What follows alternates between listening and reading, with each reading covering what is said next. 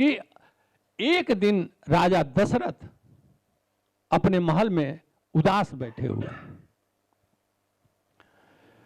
एक बार भूपत मन माही भय गलान मोरे सुत नाहि।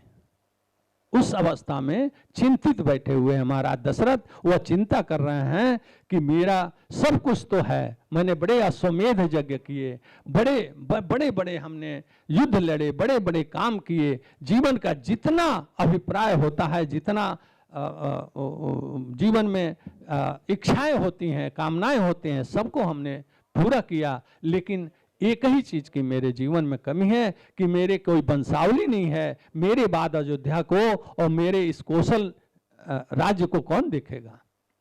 इसी चिंता में बैठे हुए हैं। तब तक वह आहट आती है, खुटका होता है, तो पता चलता है सुमंत्र जी मिलने आए हैं। तो कहते हैं सुमंत्र इधर आओ, सूत सब काम छोड़ दो और जाओ, वशिष्ठ मुनि को बुलाकर लाओ, वामदेव जी को लाओ, 2 लोगों को ले आओ। जाते जाते कहते हैं हाँ ऐसा करो, दोनों गुरुदेव के साथ साथ हमारे जो 6 वैदिक मंत्री हैं उनको बुलाओ।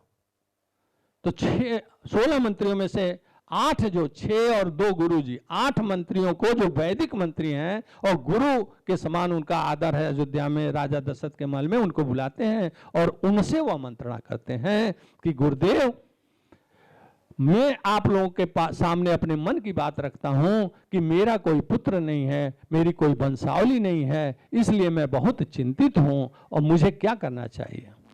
और मेरे मन में यह विचार आया तो मैंने सोचा कि आप लोगों से मैं मंत्रणा करूं।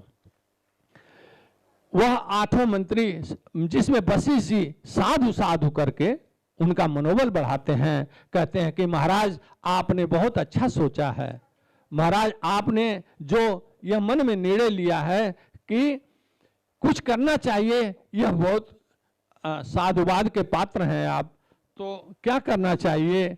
तो वशिष्ठ जी के से मंत्रणा करके और महाराज दशरथ कहते हैं कि हम अश्वमेध